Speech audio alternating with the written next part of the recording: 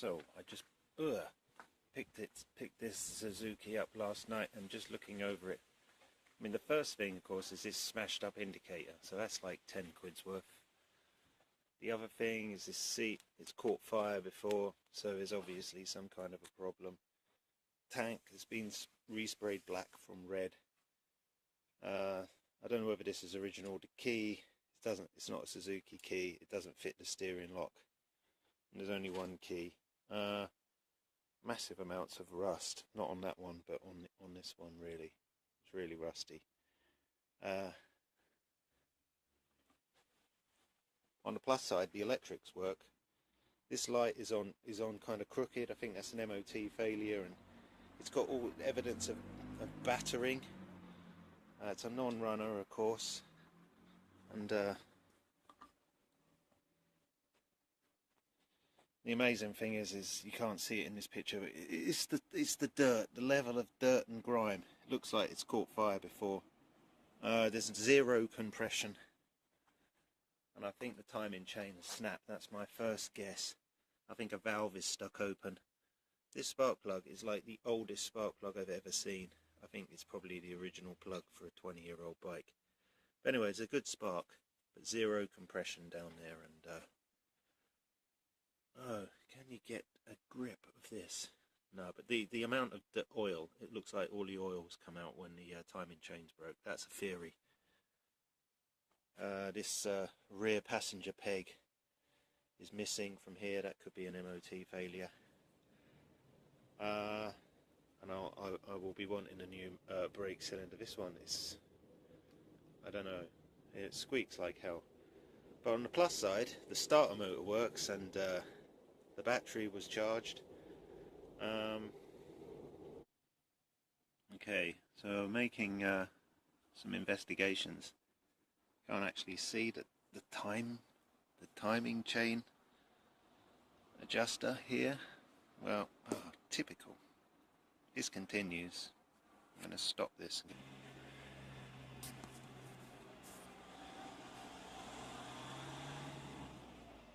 Yeah.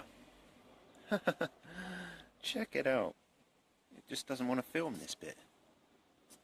It's like subversive. This timing chain adjuster, I slackened it off.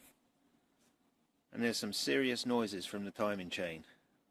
Like, I've got a feeling the timing chain is in bits and it's just fallen to the bottom of the engine, so I won't be able to do any sort of electric starting. In case it has, I've got to inspect this.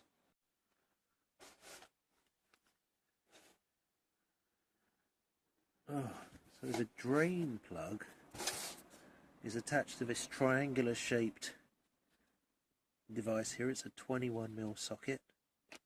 Let's see what happens when we undo it.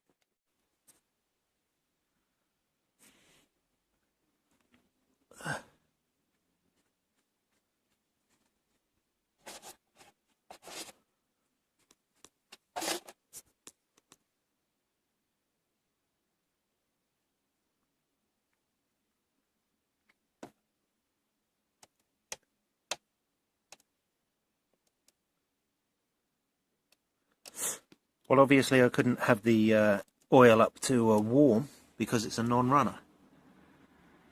So it had to come out cold. It's looking pretty dark, but at least there's some oil in there. And it's not all over the engine like what I suspected. Anyway, see how long that takes. So I think really, having a look at this, it was time to change this oil, actually, because it's pretty dark. It smells a bit burned. But it's not too little in there. It's nowhere near, I think, 850 cubic centimeters, 0.85 of a litre. But that's acceptable, I think. So anyway, so that condition of the engine was alright.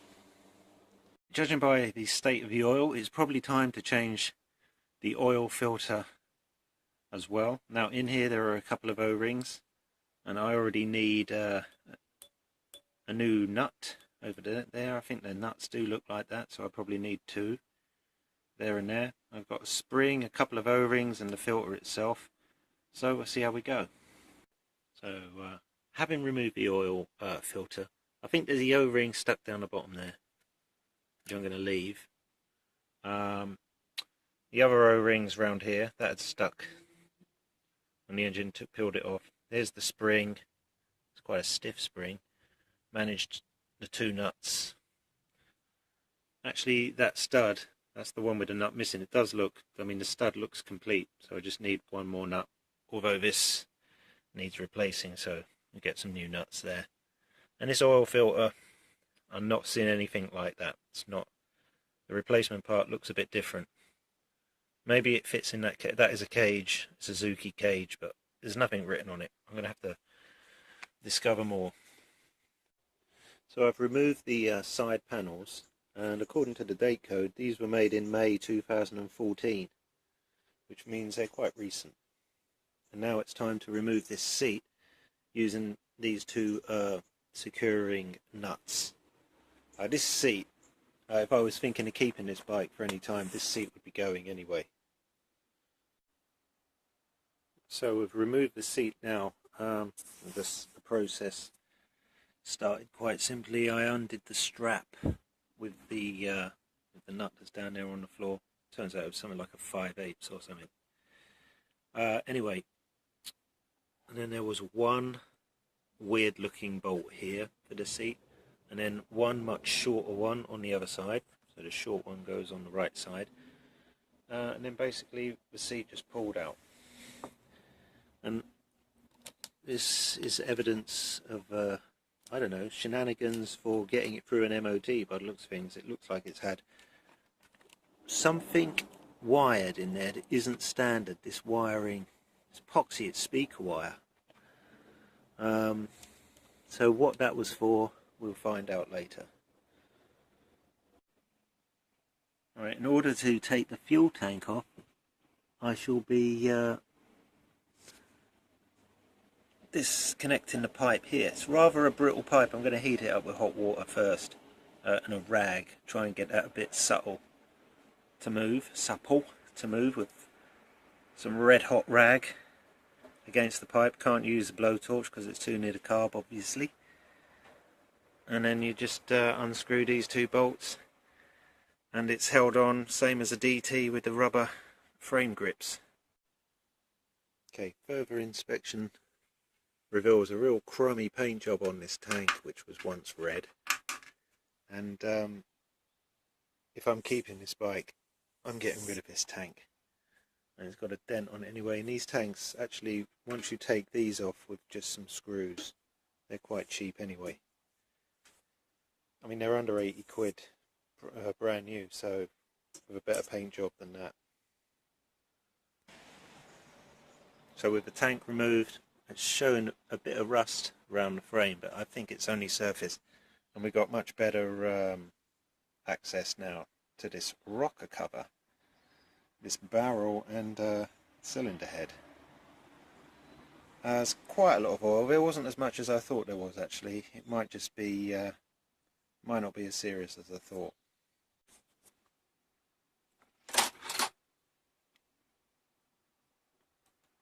So really enjoying working on this Suzuki. Got to remove the clutch, and it's done. This cable, clutch cable, sorry, not the clutch. Just undo this, lever it off here, and let it hang down in front of the engine. Okay, just to be sure that I understand this properly, we're going to pull back this rubber protective gaiter. We're going to undo this lock nut on the clutch cable, and just undo the lock nut, unscrew this, and just disconnect this clutch cable. Okay, this is the adjuster, so probably when we put it back, the clutch won't be correctly adjusted. Here is the tachometer. The cable comes in here. This is a bit like a speedo going into the instrument box. Apparently you just undo it from here, this collar, this ring clip as they call it, and you just pull it out like a speedo cable. So we just removed the exhaust pipe as one unit. coming down from the head to the end. Now this, where the foot peg goes, hang on, where does the foot peg go? Yeah, it goes here, the passenger peg. In order to give me some wriggle room to get the exhaust off, I had to remove the foot peg here, okay? The footrest, front footrest. Now if you don't remove that front footrest, you won't have the wiggle room to get the system off the head. Rather a motley collection of bolts as well. The stud came out with this one. They've both got these crown nuts followed by a locking nut on the part that holds it to the head, and there's a sort of fixed gasket. Well, it's quite easy. It's time to take the carburetor off.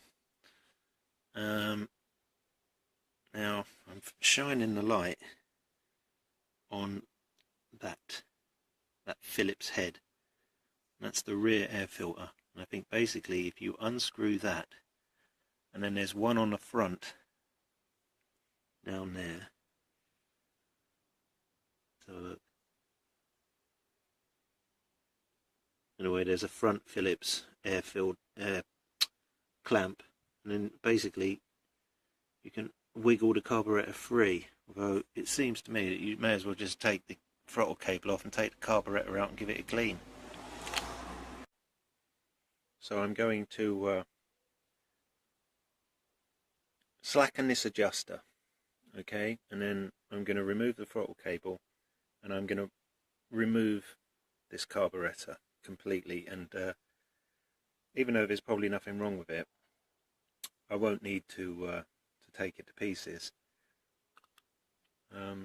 This is a CV carburetor.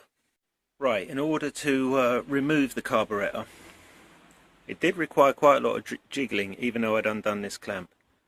In the end, undone both the clamps, actually loosened the entire airbox by undoing this 10mm. Now, the other airbox screw, which goes in there, was missing, so this is definitely the way to do it. And basically, the entire airbox pulls that way, giving you enough wiggle to allow the carburetor to come out this way. After removing the throttle cable in the right way, there it is, and that's gonna look a lot better after a bit of paraffin. But we don't have to dismantle the carb, there's nothing wrong with it. Now we're going to take on this head stabilizer assembly. We're just going to remove the right hand plate first, and then this left hand plate. Okay, this left hand plate second. Now if we had got ready to take this engine out, this would of course drop the engine down, because we would have, but we've left all the other mounting, like the mountings are in place, so it shouldn't actually move the engine, but it should allow us access to this rocker cover. So now I'm going to take off this tacho driver housing and remove the tacho gear.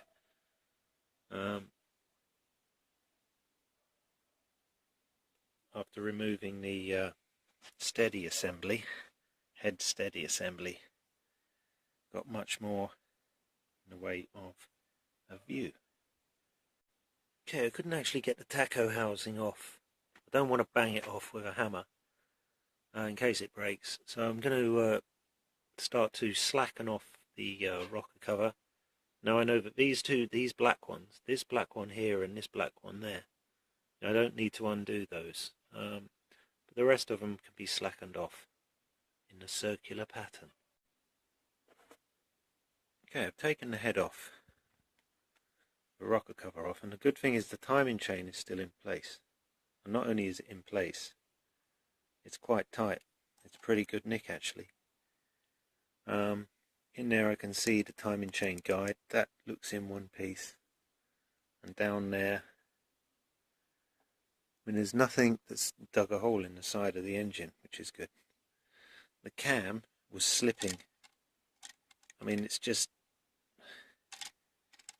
slipping, that's the thing. So something down the bottom end here, it must have come off the bottom end The top end looks remarkably good. I mean, I thought this was where all the trouble would be, but... Ah, hang on a mo. It is a broken timing chain. Turning it around, it's not on this side, and here it is. So that's interesting. So having fished out the broken timing chain, I've ordered a new one for this bike. It's time to remove this sprocket cover. I might actually be able to clean and paint and clean this engine up, ready to expose the flywheel magneto, take that off and put in a new chain. Okay, these are the screws. They're P1 on my selection there. They're size sensitive. This one goes at the bottom. This small one, it fits down the bottom. This one, this hole. Okay, so small one, this hole. The thing's made of plastic, needs a good clean, probably a spray. This is petrol staining it. Just feels like a piece of plastic.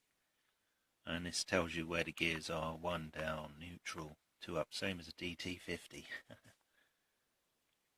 So now we have to remove the Magneto cover. Yeah, so off came the left-hand cover here, and this little couple of pinions and a shaft just came out of here. I think they fit in that hole there. Like, anyway, it all came out of here like this. Okay, it just kind of like fell out like so.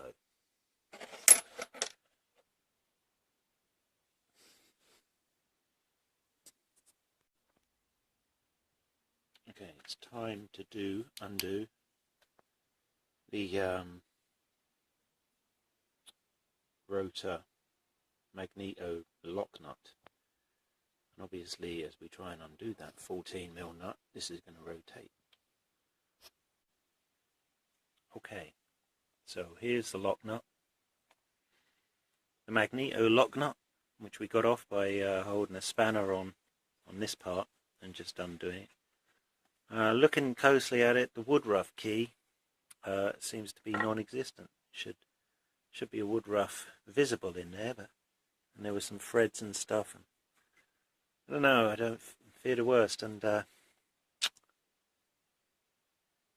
this does not look so straightforward to use the special puller tool that I've got, the 27, to pull this off. So I'm going to have to think about this.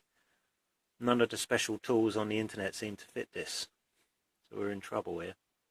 Alright, just in order to take off this magneto cover, we have to take the blue and the green out of this and the yellow out of that, unthread the wires, and we can take this away with the wires attached and give it a good clean.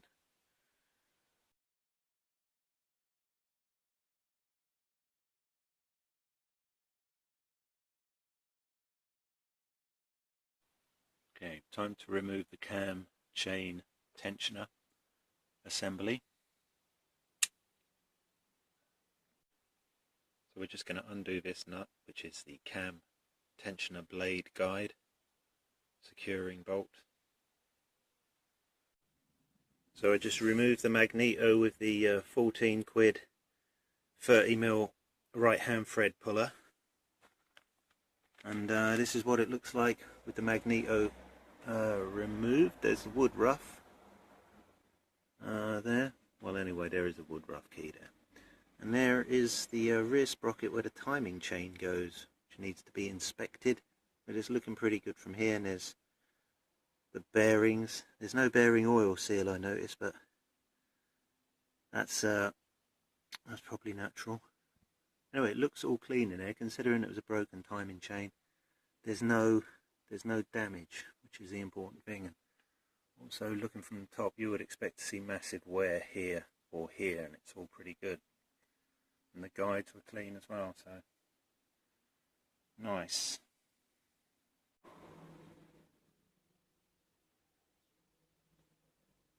I have just noticed a sheared off bolt inside here, which will be interesting to try and remove if I bother. I mean, it wasn't on, although we'll see. So we've given the piston a bit of a clean up. I've reinstalled a cam chain here and suspended it out the way. First of the guides is in, got to make sure that's on the right way round. Replace the head gasket. And now, this was 39 Newton meters torque. We've got to put the idler gear for the starter on, and the spacer and the gear shaft.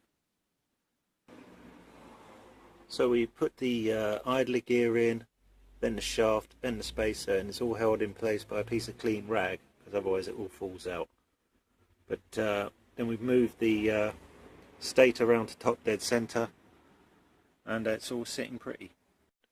And I've actually put some rag down here because fitting the camshaft, there's a little pin that could disappear into here, and we've put the Magneto stator back on, and the idler gear for the starter is all back in there. We're at top dead center. There's not a lot to say at this position. This is just following the manual. This is the lock pin. It should be at about 11 o'clock, and I think it is. So now we're going to jiggle it round. Right, so the machine is at top dead center, and the camshaft mark is parallel here. And the cam chain is on, and the cam is sitting there. Just got to put in the other 10mm lock nut, switch the tabs over, and that will be done. We have now changed the spark plug, new head gasket, new cam chain, compression up to 150. Still got a little leak. I wonder if there's any petrol in it.